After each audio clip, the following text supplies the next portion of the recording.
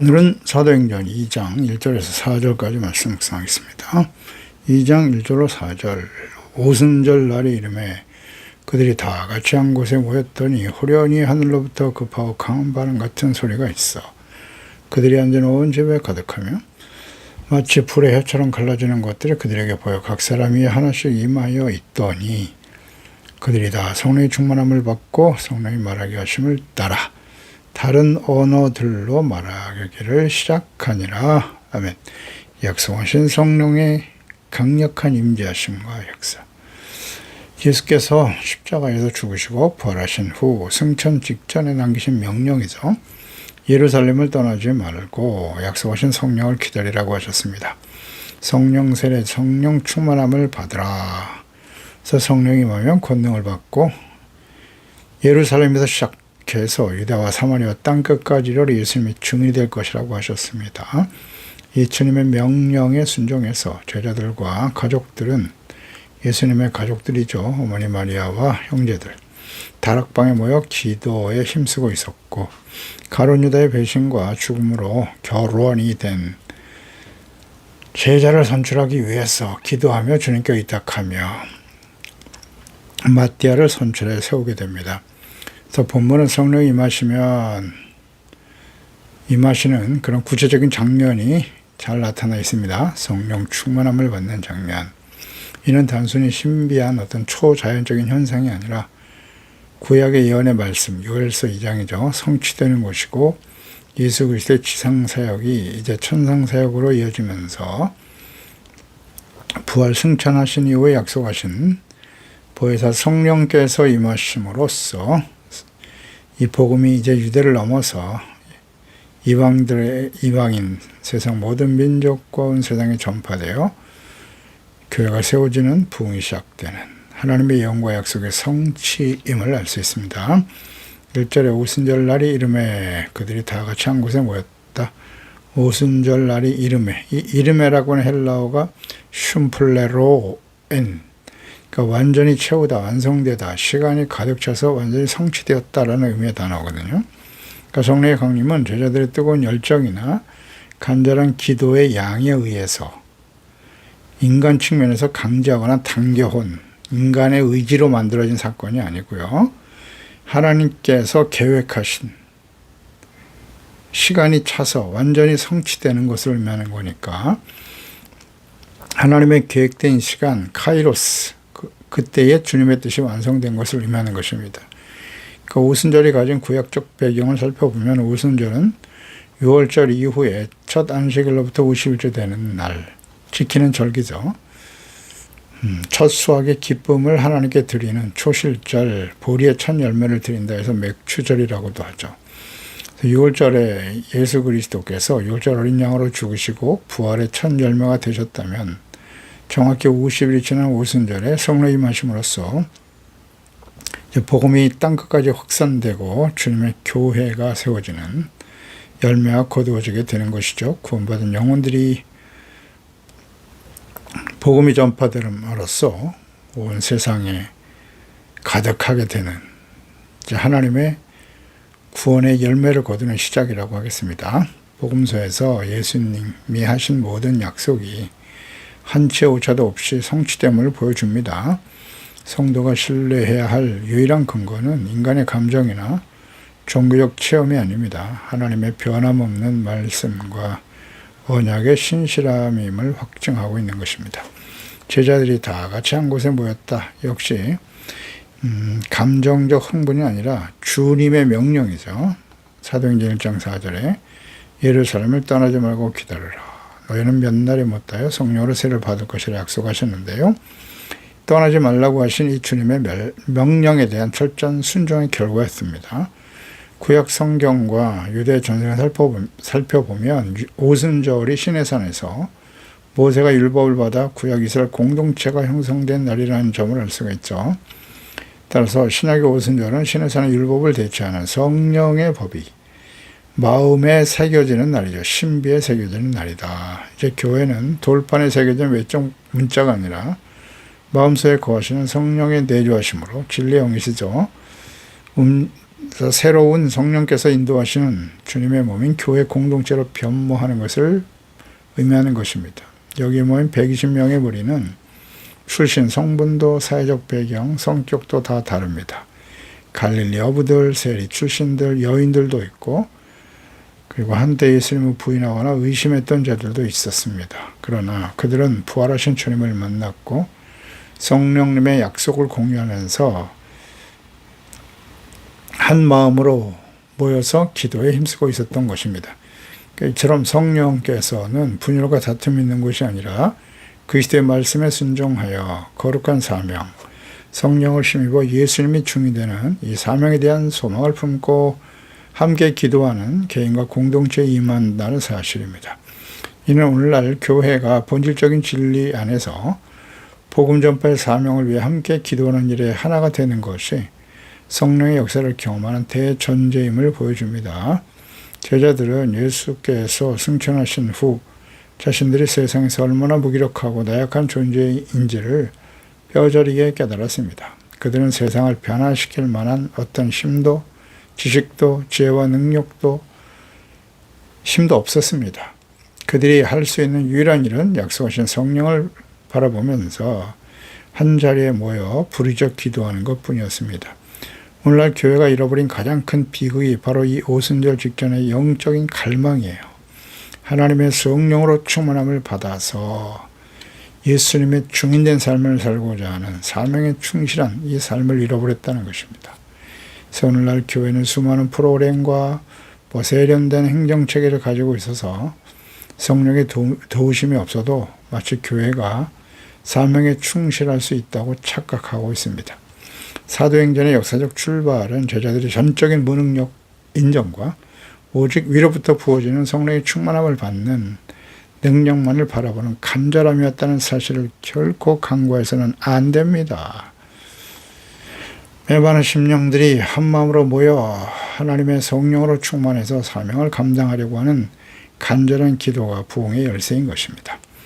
2절에 호련히 하늘로부터 급하고 강한 바람 같은 소리가 있어 그들이 앉은 온 집에 가득하며 호련히 헬라의 아포노 갑자기 즉시란 뜻이거든요. 그러니까 성령이 임하시면 또 충만한 역사는 결코 인간이 예측하거나 계획하거나 인위적으로 조종할 수 없음을 보여줍니다. 제자들은 기도를 열심히 하고 있었지만 정확히 어느 시점에 어떤 방식으로 성령이 임하실지는 전혀 알지 못했습니다. 성령님은 주권적인 하나님의 영이시기 때문에 그 원하시는 때에 하나님께로부터 직접 갑자기 임하시는 겁니다.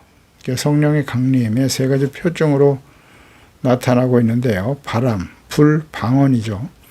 이것은 모두 유대인들이 전통에서 하나님의 임재심을 나타내는 표징으로 여겨집니다. 급하고 강한 바람 같은 소리가 있었다. 성령의 임재하심에 대한 상징적인 표현인데요. 성령의 임재하심에 나타나는 징표가 이제 바람인데 바람의 헬라어 푸뉴마, 히브리의 루아흐입니다. 바람, 영의 의미를 가지죠. 오순절날 하늘에서 울려 퍼진 급하고 강한 바람 같은 소리, 이 루아흐, 푸뉴마 루아흐가 창세기 2장 7절에 여호와 하나님이 땅에 흙으로 사람을 지으시고 생기를 그 코에 불어넣으시니 사람이 생명이 되었다. 이 생기가 바로 루아흐, 바람, 푸뉴마, 영과 같은 의미의 단어거든요.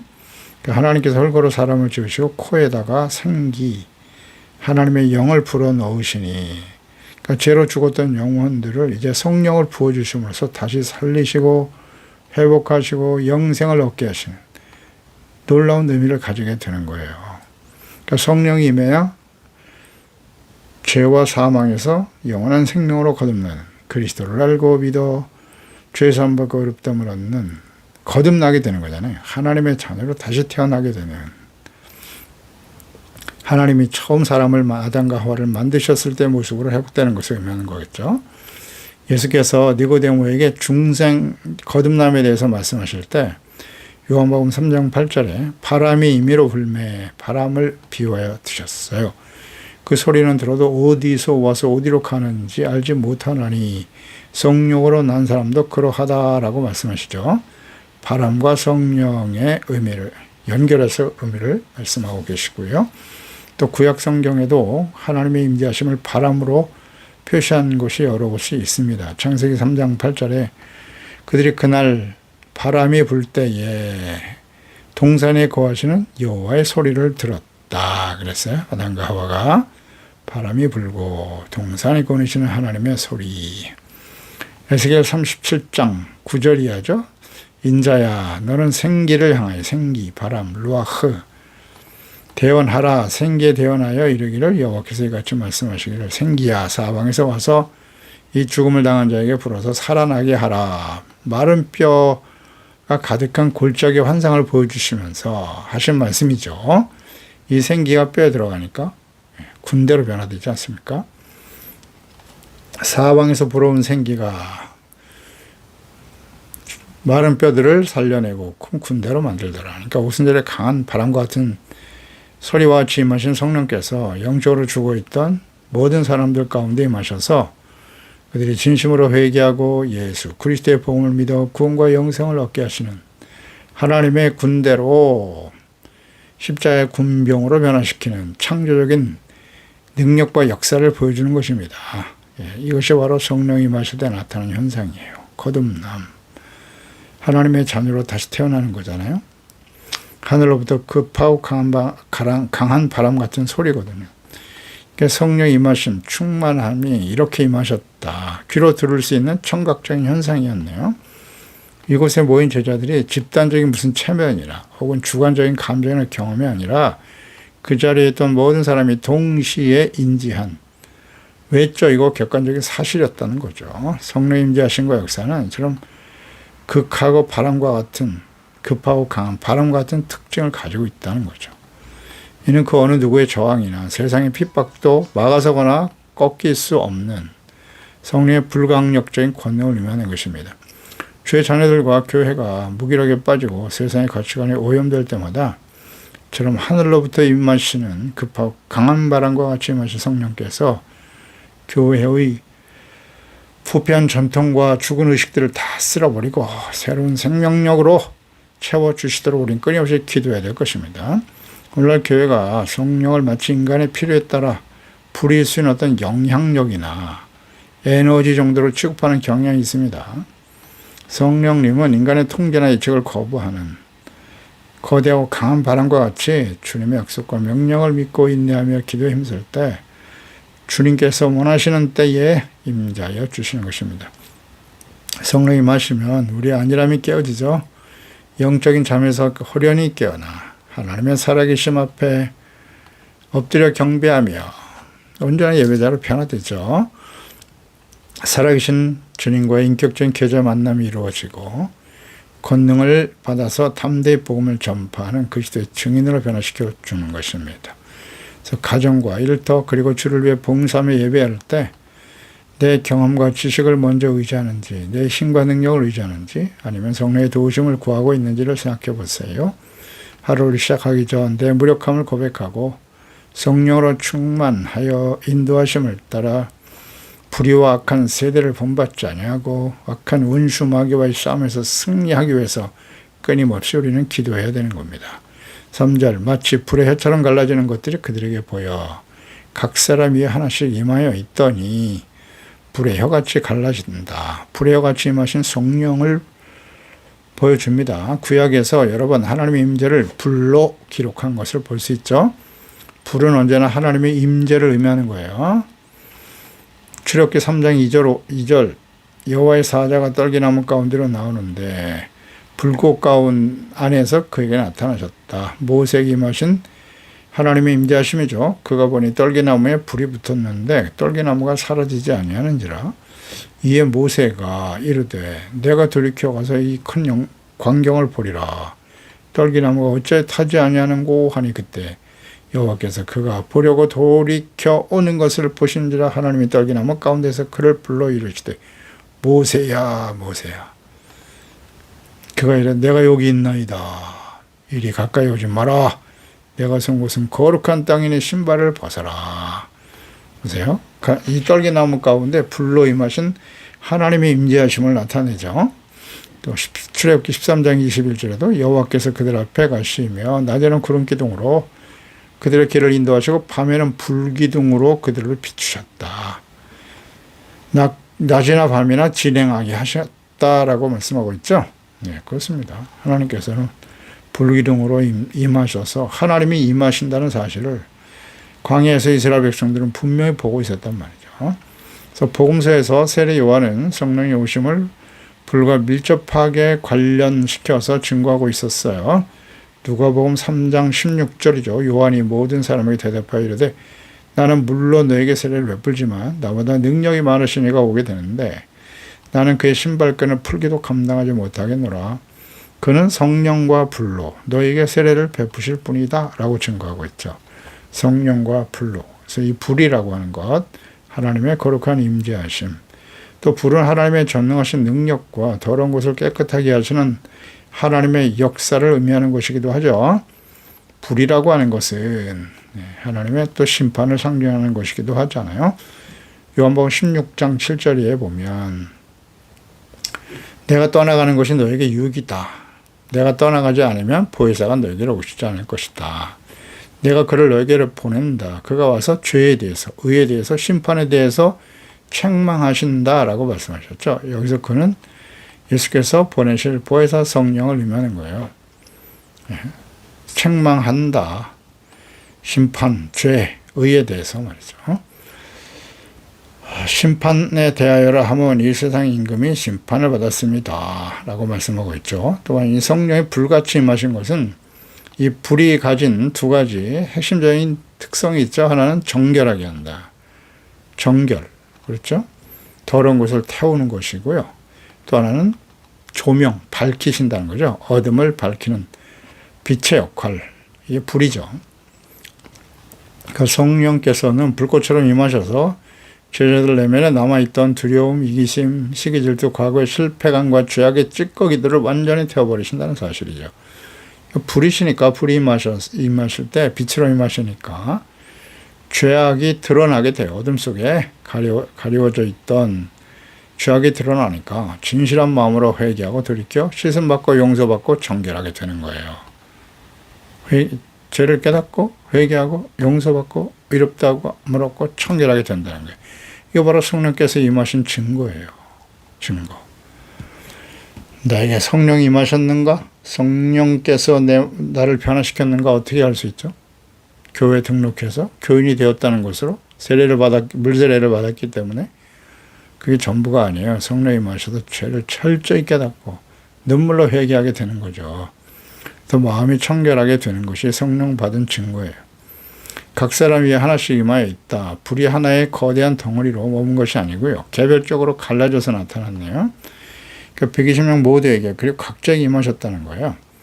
이제 하나님의 성전은 예루살렘의 석조의 건물이 아니라 성령의 불이 임한 성도 개개인의 몸과 심령이 되었다는 사실이죠. 그래서 고린도전서 3장 16절이죠. 너희는 너희가 하나님의 성전인 것과 하나님의 성령이 너희 안에 거하시는 것을 알지 못하느냐라고 말씀하셨죠.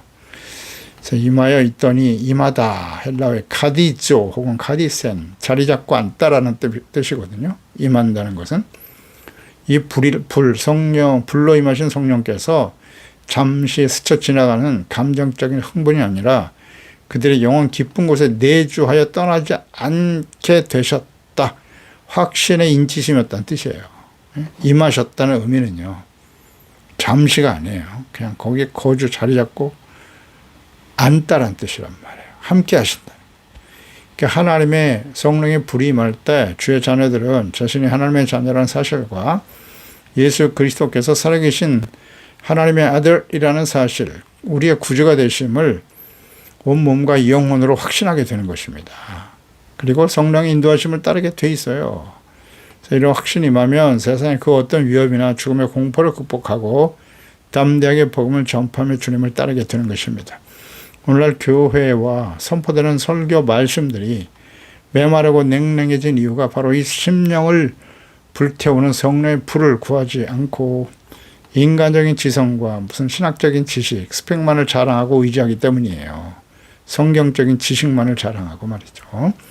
주의 자녀들의 심령 속에 성령의 불로 충만해질 때 우리는 이 어둠을 밝히는 빛으로서 악한 죄악으로 가득한 세상을 밝히고 변화시키는 강력한 능력으로 참된 증인으로 살아가겠다는 것입니다. 이것이 성도와 교회들이 해야 될 역할이죠. 4절에 그들이 다 성령의 충만함을 받고 성령의 말하게 하심을 따라 다른 언어들로 말하기를 시작했다. 그러니까 성령 충만함을 받을 때 나타나는 현상이 이제 다른 언어, 방언이거든요. 이 방언은 외국어예요. 네, 다른 나라, 다른 민족이 쓰는 말이란 뜻이거든요. 그러니까 외국어 방언이 임한 이유는 분명하겠죠? 이 복음이 이제 유다를 넘어서 온 열방으로 전파될 것을 보여주는 상징적인 사건이에요. 유대인들 당시에 아람어를 사용하고 히브리어를 사용했던 그 유대를 뛰어넘어서 모든 사람들, 모든 민족이 쓰는 그 방언, 외국어로 복음이 전파되는 그 역사의 시작을 보여주신 거죠. 그러니까 성령은 선교의 영이십니다. 성령 충만의 즉각적인 결과는 언제나 세상을 향한 복음의 선포로 나타나는 것입니다. 오늘날 교회 가장 시급한 기도가 바로 이 성령의 충만함이에요. 이것을 위해서 끊임없이 기도해야 돼요. 지식과 교리가 정통할지라도 성령의 충만함이 없으면 복음과 교리는 박제된 표본에 불과해요. 아무런 능력도 발휘할 수가 없어요. 성령이 역사하지 않으면. 그리고 성령의 충만과 방언의 관계, 외국어잖아요.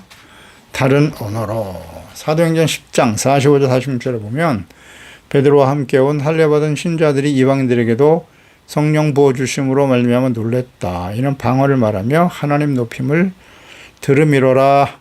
사도행전 10장은 고넬료잖아요. 고넬료 집에 베드로가 가서 말씀을 전할 때 성령이 맺는데 그때 바로 방언이 터졌다는 거잖아요.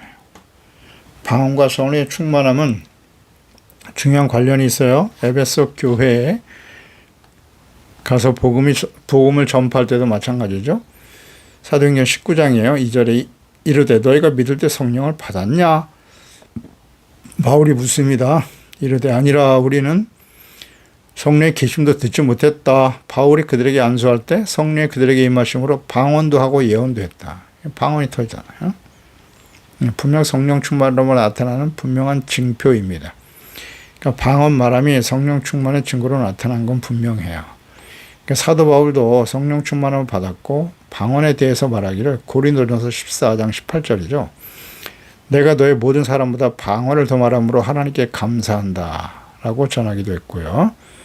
고린도전서 14장 22절에도 그러므로 방언은 믿는 자를 위하지 아니하고 믿지 아니하는 자들을 위한 표적이다 이런 말씀하시거든요. 방언이 표적이다. 믿는 자들을 위하지 않고 또 예언은 믿지 아니하는 자들을 위하지 않고 믿는 자들을 위하는 것이 예언이다 이런 말씀도 하셨고요.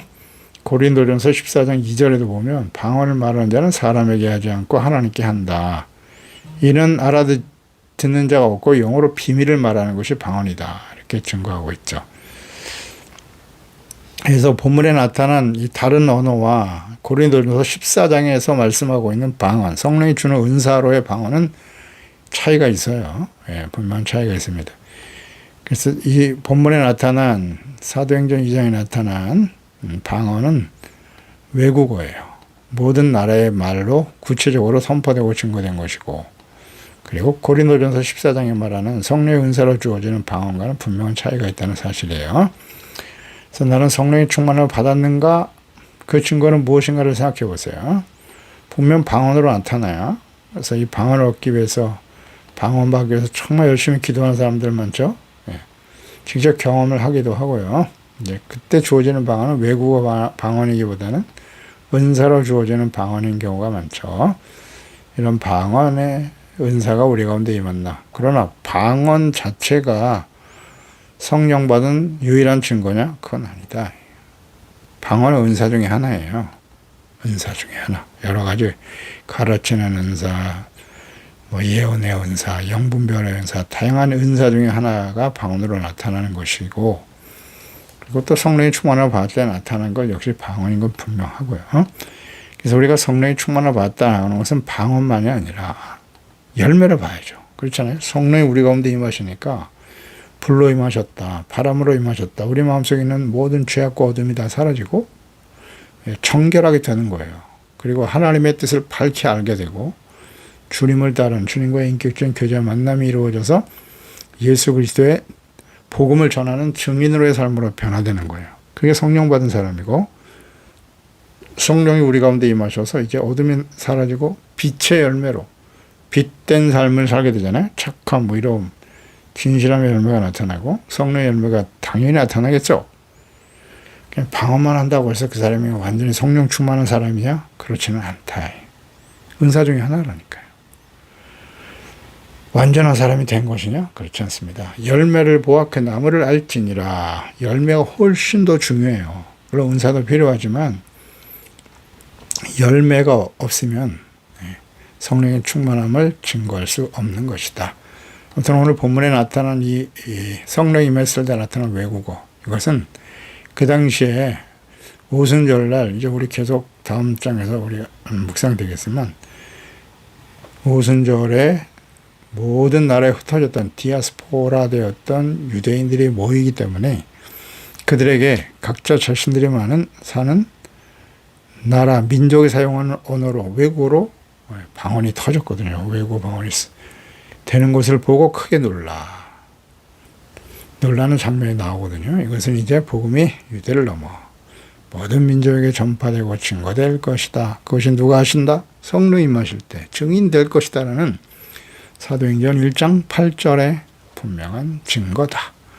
이렇게 이해하면 되겠습니다. 기도하겠습니다. 하나님 아버지, 오늘도 주의 말씀을 묵상하면서 예수님께서 부활승천 하시기 직전에 약속하신 예루살렘을 떠나지 말고 하나님이 약속하신 성령을 기다리라 라고 하셨습니다.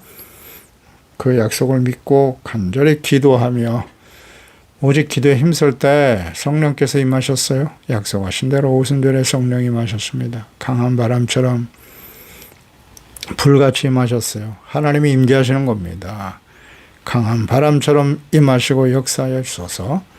이 성령의 충만함을 힘입어 담대히 예수 그리스도의 복음을 전파하는 증인으로 변화되고 올 것이고, 우리 주변의 모든 사람들에게 이런 성령의 능력을 힘입어 담대히 예수님의 증인으로 복음을, 또 우리의 삶을 통해서 빛의 열매를 통해서, 성령의 열매를 통해서 그리스도를 전파하고 증거하는 능력 있는 하나님의 증인으로, 하나님의 자녀로 살아가는 저희들이 될 수 있게 해주세요.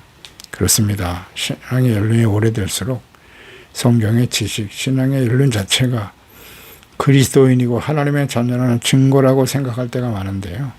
이 외식하는 신앙을 빨리 벗어버리고 내가 가지고 있는 지식과 연륜, 이런 게 중요한 게 아니에요. 오직 하나님의 성령께서 우리 가운데 늘 충만하게 하시고 이것을 위해 사모하며 기도하며 성령의 인도하심을 따라 예수 그리스도의 증인으로 살아갈 수 있는, 근신하고 깨어있는, 거룩하고 성결하고 또 하나님의 영광을 나타내는, 열매 맺는 참된 하나님의 자녀로 살아갈 수 있게 도와주세요. 예수님 이름으로 기도드리옵나이다. 아멘.